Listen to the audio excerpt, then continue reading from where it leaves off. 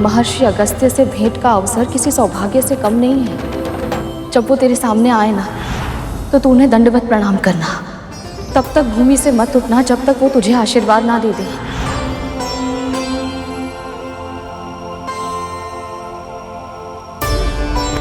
प्रणाम महर्षि। उठो बालक। क्षमा कीजिए, परंतु जब तक आप अपना हाथ मेरे शीश पर आशीर्वाद के रूप में नहीं रख देते, मैं नहीं उठूंगा।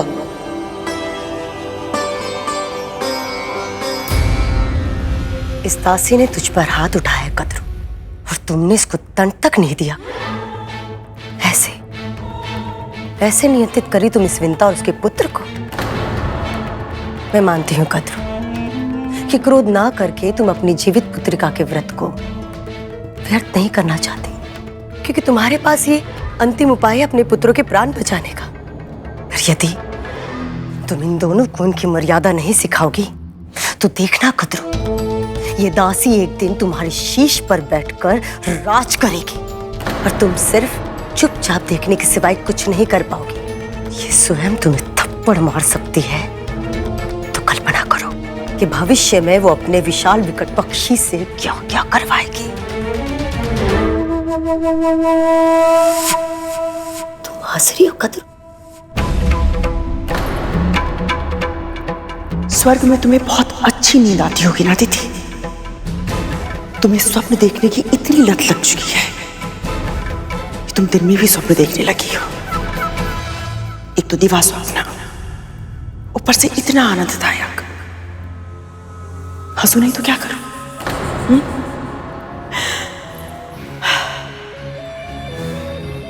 मैं तो कल्पना भी नहीं कर सकती कि ये तप्पू विंता, जिसका हर दूसरा शब्द क्षमा कर दीजिए से प्रारंभ होता है, वो कभी मेरे सामने शीश उठाकर राज भी कर पाएगी। वो मेरे समक्ष एक चींटी के समान है। जैसे एक चींटी अपने भार से सहस्त्र गुना अधिक भार उठाकर चलती है, वैसे ये भी कभी अपराध बोध का, कभी अपने वचन का, कभी अपनी अच्छाई का और कभी दया का बोझ उठाकर शीश पर लाद कर चलती है। ये मेरे सामने अपना स्वर उठाए, असंभव है। ये असंभव।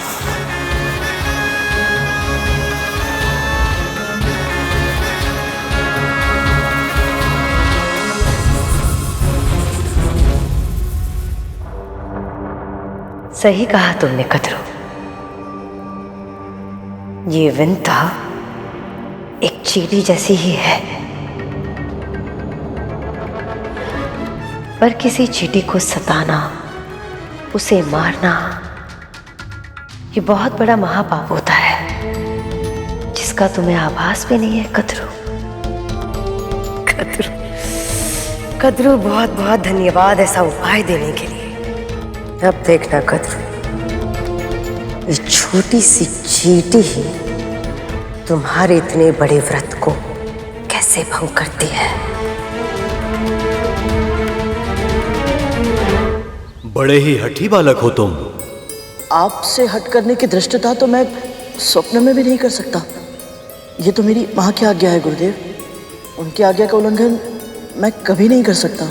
गुरुर् ब्रह्मा गुरुर् विष्णु गुरुर्देवो महेश्वर गुरु साक्षात परब्रह्म तस्मै श्री गुरुवे नमः। जिन गुरु के आगे त्रिदेव भी सम्मान से शीश झुकाते हैं, तुम उन्हीं गुरु की आज्ञा से अधिक अपनी माँ की आज्ञा को महत्व दे रहे हो।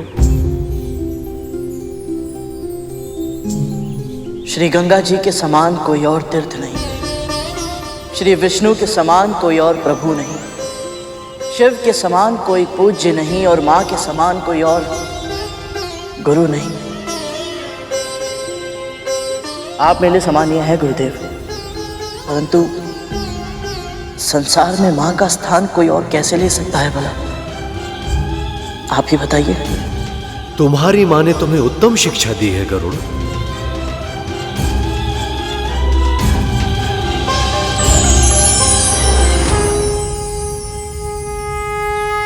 कल्याण हो गरुड़।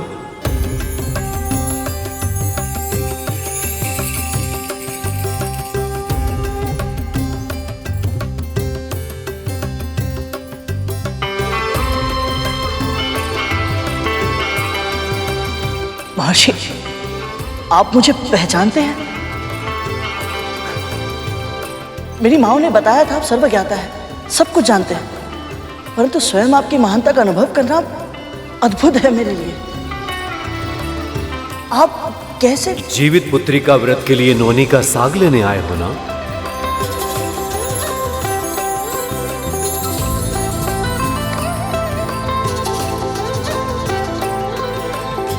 ये रहा, ले लो।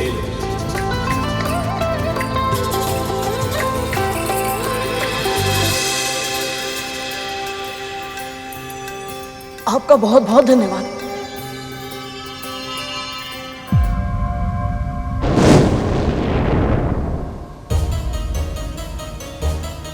महर्षि,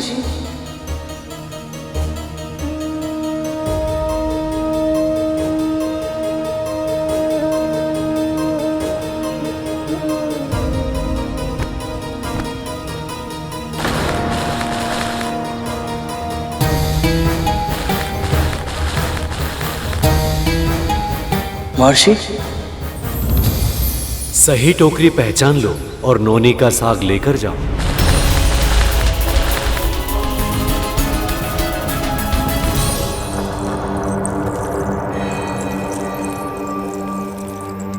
राहु, ये नाग का बिल देख रहे हो, इसमें हाथ डालो।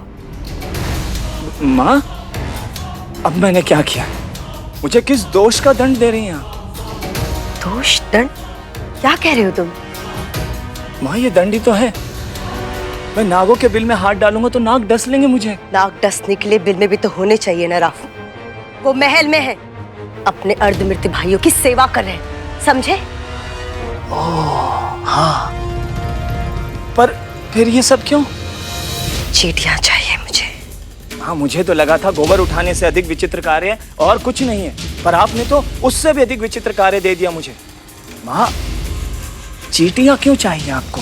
बकवास मत करो, व्यर्थ के प्रश्न पूछकर समय मत नष्ट करो। जो कह रही हूं करो, हाथ डालो। आप कह रही हैं तो, पर माँ,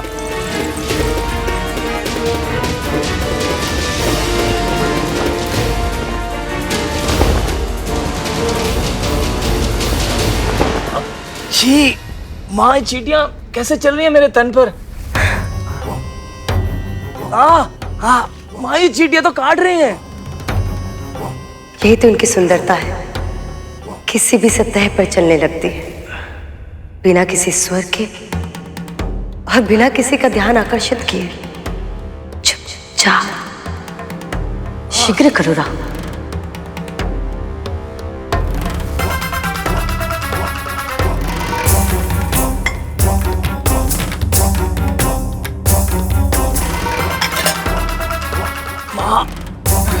पकड़ो, अब चलो।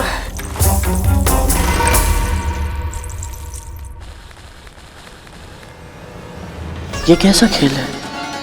महर्षि ने तो पूरी तरह से भ्रमित कर दिया।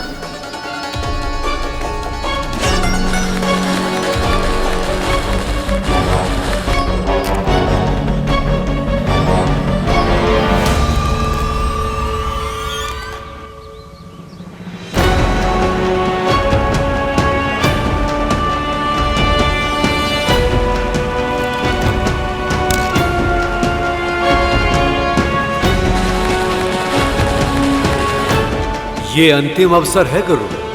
यदि तुमने इस बार चूक कर दी तो तुम्हें नोनी का साग लिए बिना ही लौटना होगा।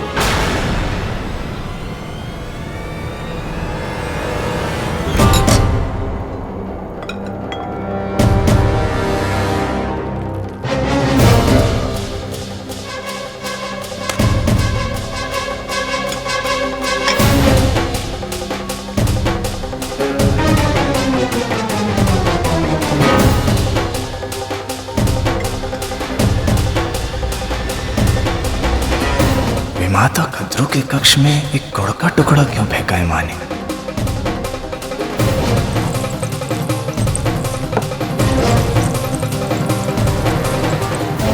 राहु, पकड़ो इसे ध्यान से।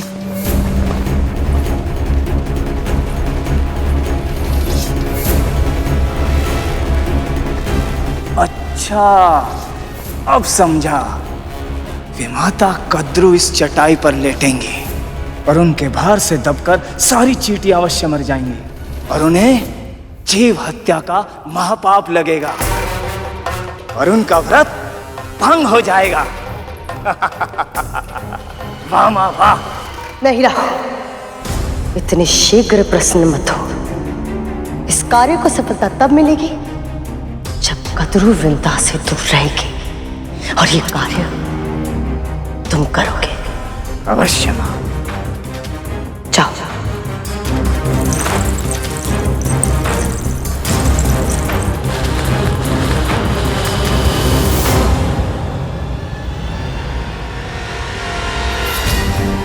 सूर्यदेव भी अब किसी भी क्षण अस्त हो जाएंगे।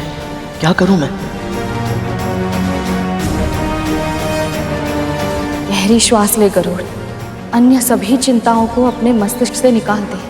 केवल वर्तमान में जो कार्य करना है ना, उस पर ध्यान केंद्रित कर।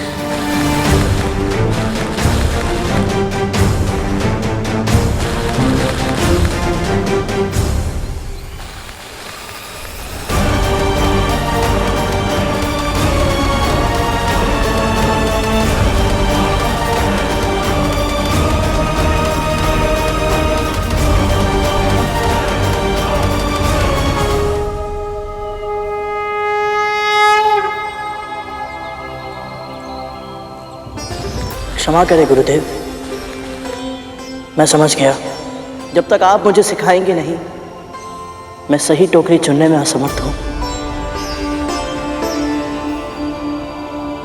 अच्छा शिष्य बनने के लिए उस व्यक्ति को सबसे पहले ये स्वीकार करना चाहिए कि उसे इस विषय का ज्ञान नहीं है और उसे सीखने की आवश्यकता है। व्यक्ति में विनय का गुण हो तभी वो ज्ञान प्राप्त कर सकता है। अब तुमने अपनी अज्ञानता को स्वीकार कर लिया है, तो मैं तुम्हें वो सभी विद्याएं जिनका ज्ञान मुझे है, वो सब अवश्य तुम्हें सिखाऊंगा। किंतु अभी ये लो, ये नौनी का साग अपनी मां के लिए ले जाओ।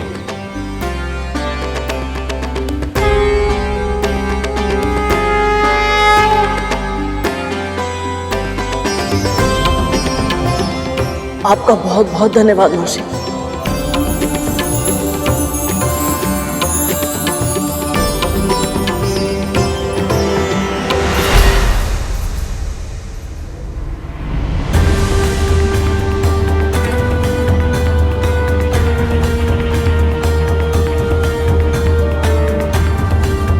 तुम गुरु से तब तक कुछ प्राप्त नहीं कर सकते जब तक कि तुम गुरु दक्षिणा न चुका दो।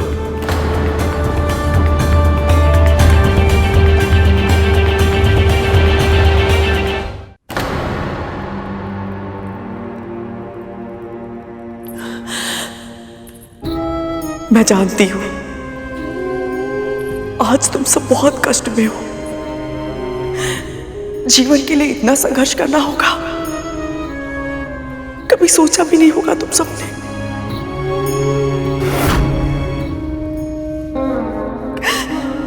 और इस संघर्ष में इतनी आसानी पीड़ा, इसकी तो कल्पना भी नहीं की होगी। किंतु स्मरण रहे, तुम सबने कद्रू की गर्भ से जन्म लिया है। इस सृष्टि में आने का एक ही उद्देश्य है तुम सबका, त्रिलोक पर शासन करना। तुम सब हार नहीं मान सकते। नहीं, अपने आंतरिक बल को संचित करो मेरे पुत्रों, संचित करो। शीघ्र ही मेरा व्रत पूरा हो जाएगा, तुम सब फिर से जी उठोगे। बस तब तक के लिए। कद्रू, ये सब तुम्हें सुन नहीं सकते। पर क्यों दीदी? जब डिम्बे थे तब तो सुन लेते थे ना। फिर अब मेरा स्वर तक क्यों नहीं पहुंचेगा? हाँ, मैं जानती हूं अभी ये केवल मुझे उत्तर नहीं दे रहे हैं, किंतु मुझे पूरा विश्वास है ये सब मुझे सुन पा रहे होंगे। कद्रू, तुम्हारे मन में जो बवंडर उमड़ रहा है उसका अनुमान है मुझे, पर यदि तुम पीड़ा में इस तरह डूब जाओगी तो तुम्हारे पुत्र को स्थिति से बाहर निकलने के लिए जो उपाय है, तुम्हारा व्रत कैसे कर पाओगी? पूरे दिन से तुम कितना थक गई हो, तुम्हें आभास भी है नहीं ना? और कल तुम्हें ब्राह्मणों का भोज का आयोजन भी तो करना है। अब चलो चलो कद्रू, विश्राम करो। माँ, मैं जानता हूं आपका मन विचलित है, पर माँ, तन को नींद की आवश्यकता होती है। अभी आपका व्रत समाप्त नहीं हुआ, कल आपको ऊर्जा की अधिक आवश्यकता पड़ेगी। जी माँ, अपने लिए ना सही, हमारे लिए, हमारे भाइयों के लिए स्वयं के ऊपर इतना अत्याचार मत कीजिए माँ। चलिए तनिक विश्राम कर लीजिए। चलिए माँ।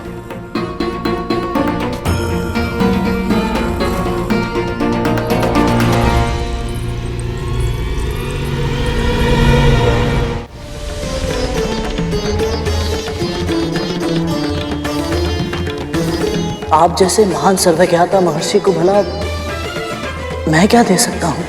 कुछ अधिक नहीं, बस वो दे दो जो एक पक्षी को सबसे अधिक प्रिय होता है। एक पक्षी को सबसे अधिक प्रिय तो उसके पंख होते हैं।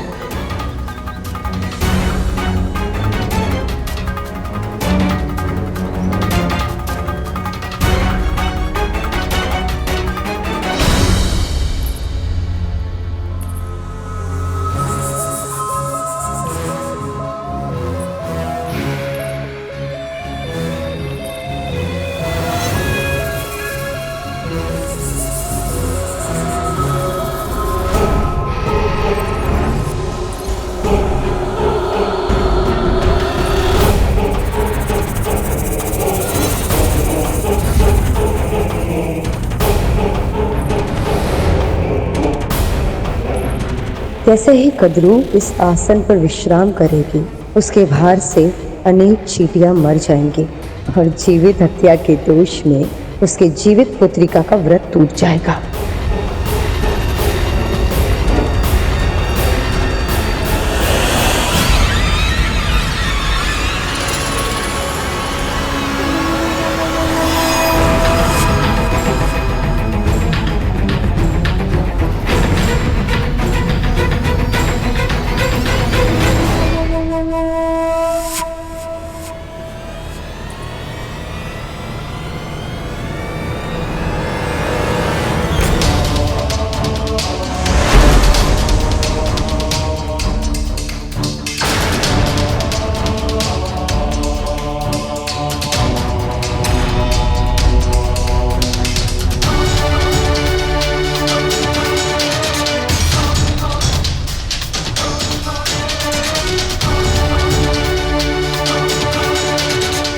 क्षमा करें महर्षि, परंतु आपकी इस आज्ञा का पालन करने में मैं असमर्थ हूं। मुझे लगा था तुम में इतने संस्कार तो अवश्य होंगे कि तुम अपने गुरु का सम्मान करोगे, अपने कर्तव्यों का पालन करोगे और अपने वचन को पूरा करोगे, पर तुमने मुझे निराश किया है गरुड़। नहीं नहीं गुरुदेव, मुझे क्षमा कीजिए। मेरे कहने का ये अर्थ नहीं था कि मैं आपको गुरु दक्षिणा नहीं देना चाहता। मेरा तात्पर्य तो बस ये है कि मैं चाहकर भी आपको दक्षिणा नहीं दे पाऊंगा। मेरे ये पंख बहुत शक्तिशाली है गुरुदेव। कोई भी साधारण तलवार इन्हें काट नहीं सकती। ये कोई साधारण तलवार नहीं है गरुड़। जहां इच्छा होती है वहां साधन अपने आप उत्पन्न हो जाते हैं गरुड़। इस संसार में ऐसी कोई वस्तु नहीं जिसके सामने इस तलवार की धार हार जाए।